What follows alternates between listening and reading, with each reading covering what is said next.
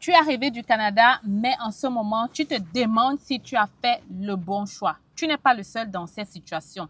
Les statistiques de ISCC et même de Statistique Canada prouvent que 40% des immigrants pensent retourner chez eux juste après avoir atterri au Canada. Dans la vidéo d'aujourd'hui, je te donne donc les raisons, mais je te donne aussi mon point de vue là-dessus. Est-ce que moi aussi j'ai eu cette question-là? Et surtout, après, je vais te dire quoi faire, n'est-ce pas, pour sortir de là. Tu es prêt? On y va, maintenant.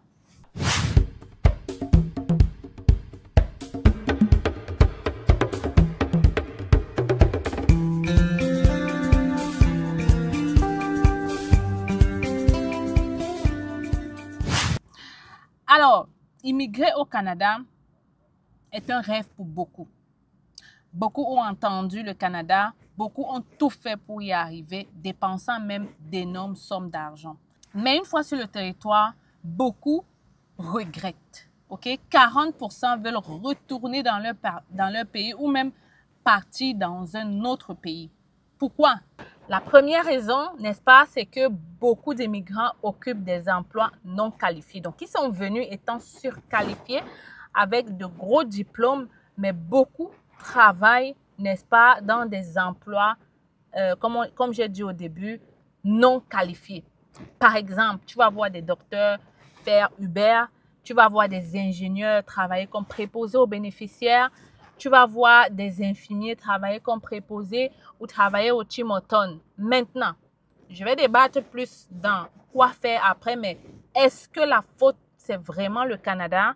J'ai fait plusieurs vidéos là-dessus. Je t'invite à aller regarder. Est-ce que la faute, c'est vraiment le Canada ou alors ce sont ces immigrants-là qui ne cherchent pas l'information et refusent de faire la procédure? J'ai fait une vidéo là-dessus où j'ai débattu intégralement. Je t'invite à aller regarder ça pour en savoir plus. La deuxième, c'est l'isolement. Le Canada est très loin de l'Afrique comparé en Europe. Pour se rendre en Afrique venant du Canada, c'est beaucoup d'argent, ok? C'est beaucoup de temps de vol. Du coup, ça dissuade beaucoup de personnes. Donc, on ne peut pas se lever un matin. Comme en France, ça se fait très bien. Les gens se lèvent, ils partent facilement au pays 2-3 fois l'année. Au Canada, c'est très rare. Encore plus si tu as une famille, le billet d'avion peut être dans les $2000, les $3000. Donc, c'est énorme. Ça fait qu'il y a de l'isolement. Ça fait que les gens se sentent seuls. Les gens ont l'impression qu'ils sont seuls au monde au Canada. Et ça crée de l'anxiété, ça crée du stress. Et beaucoup, justement, ne supportent pas ce côté-là. Troisième point, c'est le coût de la vie qui est élevé. Le coût de la vie au Canada, encore plus dans ces années, est quand même élevé. Le loyer, il y a beaucoup de factures à payer et beaucoup de personnes ou beaucoup d'Africains n'avaient pas cette pression des factures, on va le dire un peu comme ça. Donc, il y a le loyer à payer, il y a la nourriture à payer, il y a les factures d'électricité qui sont quand même beaucoup. Il y a aussi les taxes, il y a les impôts, surtout les impôts. Beaucoup ne savaient pas que les impôts, ça existait parce que dans beaucoup de pays, les gens travaillent, ne sont pas, vous comprenez, ok? Donc, les impôts, les suprêmes, ça veut dire que tu arrives, tu as un travail à $16, tu comptes déjà combien tu vas avoir, mais tu es surpris à la fin du mois ou lors de ta paye de recevoir bien moins que ça. Mais alors, bien moins que ça parce que les impôts te coupent une grosse partie. C'est vrai qu'à la fin de l'année, on peut te reverser une partie. Mais en ce moment-là, on te coupe quand même de l'argent et en plus, il y a des factures à payer. Donc, il y a aussi le racisme et la discrimination. Ok? Systémique ou pas, il y en a certains qui vivent ça. Moi, personnellement, je ne pense pas qu'il y a vraiment du racisme dans ce pays. Mais il y en a qui vivent ça. Donc, parfois, ça peut aussi être la cause du pourquoi beaucoup décident de retourner dans leur pays parce qu'ils ont l'impression, n'est-ce pas, qu'on privilégie les gens d'ici, en fait. Le sixième point, c'est la désillusion. Attente irréaliste. Le rêve canadien versus la réalité au Canada, ça surprend beaucoup de personnes. Ils avaient en tête quelque chose, je ne sais pas. Ils pensaient que le Canada, peut-être, c'était le paradis, que peut-être il y avait un arbre où on allait cueillir de l'argent, qu'ils n'allaient pas devoir fournir d'efforts pour avoir de l'argent, que tout allait se faire rapidement qu'ils allaient arriver à avoir un emploi, avoir un emploi et ensuite commencer à vivre la belle vie directement dans les premiers mois. Ça fait que beaucoup sont surpris. Ok, ils vivent la réalité au quotidien où ils doivent se lever chaque matin pour aller au travail et surtout très tôt où ils n'ont peut-être même pas encore de véhicule. Il faut prendre les bus, il faut sortir, il faut rentrer. Le train de vie est rapide, donc beaucoup sont choqués. Et franchement, c'est le 6e et le premier point qui cause beaucoup de retours, beaucoup de chahuts, beaucoup de problèmes aux immigrants. Maintenant, je réponds maintenant à la question de savoir, moi personnellement, est-ce qu'un jour j'ai déjà pensé rentrer dans mon pays ou du moins quand je suis arrivée au Canada, c'est parce que c'est sûr que tout le monde veut dans sa vieillesse repartir. Moi, je ne sais pas, ça dépend, je ne suis pas encore dans cette phase-là. En tout cas, pour le moment là, est-ce que moi j'ai eu ce même problème lorsque je suis arrivée au Canada? Je dirais oui et non. Oui, dans quel sens? Je n'ai pas pensé rentrer dans mon pays, jamais, jamais, jamais, jamais. J'ai vécu les mêmes difficultés que vous et même encore plus parce que j'ai déjà raconté mon histoire d'étudiante pauvre, colocatrice fauchée à $1 à la fin du mois.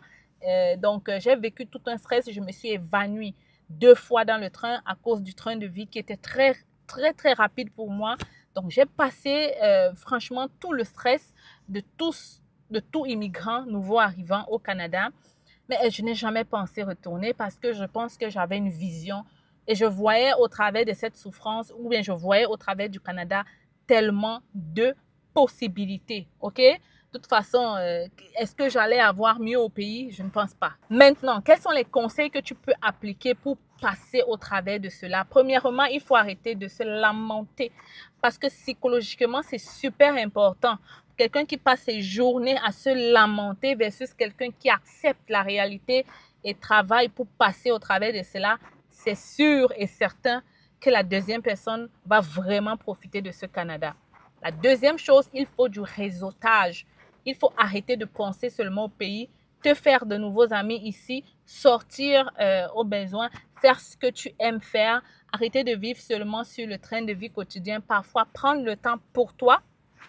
Troisièmement, il faut bien t'entourer et c'est là où beaucoup d'immigrants échouent parce qu'ils s'entourent seulement de ceux avec qui ils marchent. Ils refusent de prendre le coaching, comme par exemple, là, je suis en train de faire un coaching pour ton insertion professionnelle. Dès que j'ai dit que c'est payant, beaucoup ont commencé à crier. Ben, tu vois, c'est ce genre de choses-là qui fait en sorte que vous perdez beaucoup. Beaucoup disent, ah, on trouve ça sur Internet. Ah, on trouve ça là-bas. Ah, pourquoi? Ah, pourquoi? Il faut accepter le fait que tu ne connais rien du Canada. Il y a des personnes qui sont là depuis 10 ans qui peuvent t'apporter une expertise. Et cette expertise-là, elle doit être payante. Pour moi, par exemple, je n'ai pas le temps, ok, de te donner 3 heures, 3 jours consécutifs gratuits. Je n'ai plus ce temps parce que j'ai déjà fait énormément de vidéos, mais je comprends que ça peut être long d'aller fouiller. Donc, je décide de faire 3 jours de coaching intensif pour te montrer comment trouver l'emploi, l'entrevue, l'insertion professionnelle. Est-ce que tu dois retourner à l'école? Si oui, quelle formation tu dois prendre? Pourquoi? C'est quoi les secteurs? C'est quoi? Beaucoup refusent d'apprendre ça. Sachez que l'immigration, l'intégration passe au travers de ça, de ce petit coaching, d'avoir des personnes qui vont pouvoir te dire ce qu'il faut vraiment faire, n'est-ce pas, pour réussir dans ce pays et dans ton domaine. La quatrième chose, beaucoup refusent de suivre le processus, c'est-à-dire qu'ils vont venir comme ingénieurs, on leur montre la procédure pour être ingénieur au Canada, ils vont trouver que c'est trop long, ils vont aller faire des petits boulots.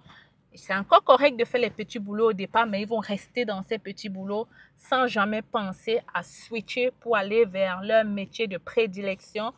Et c'est là que pour moi, je pense que ce n'est pas la faute du Canada.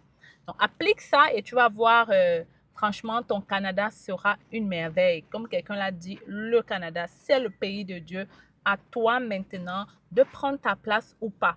Maintenant, pour le coaching, si tu es intéressé, je laisse le lien ici. Tu t'inscris et ensuite, on va te donner les directives. Tu vas faire le paiement, bien sûr, pour pouvoir entrer dans le groupe de ces personnes-là qui veulent réussir, trouver un emploi digne de leur nom et, n'est-ce pas, réussir leur insertion professionnelle au Canada. J'ai aussi un autre coaching, une conférence. Cette fois-ci, elle est gratuite sur l'immobilier où je vais te raconter mon histoire de colocatrice fauchée à propriétaire au Canada. Et je pense qu'à travers là aussi, tu vas peut-être tirer quelques leçons. En tout cas, je laisse le lien de tout ça ici dans la description. Si tu es intéressé, tu sais ce que tu dois faire. Ceux qui vont venir crier dans ma vidéo là, mettre les commentaires, s'il vous plaît. On n'a pas le temps à ça. On n'a pas le temps pour ça. OK?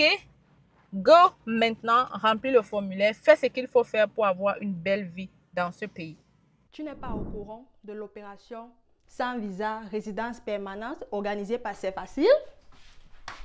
Alors, si tu n'es pas au courant, laisse-moi t'expliquer. C'est facile, lance une promotion sur tous les visas de résidents permanents. Vraiment des prix imbattables, jamais vus dans notre cabinet. Tout ce que tu as à faire actuellement, c'est de nous contacter pour en savoir plus. Tu m'écris par email ou à travers ce numéro de téléphone. Les critères de sélection, vraiment, c'est le test de français, l'expérience de travail et si tu as déjà ton évaluation de diplôme. Mais si tu n'as pas tous ces documents, ne t'inquiète pas, on pourra toujours t'aider. Qu'à cela ne tienne, contacte-nous rapidement parce qu'en ce moment, c'est la fête, c'est facile. L'objectif est de permettre à plusieurs d'entre vous de réaliser le rêve canadien en 2025. Je suis avec vous. La fête est terminée, mais c'est facile. On continue, on y croit, on avance parce qu'on a envie de vous voir réaliser ce rêve.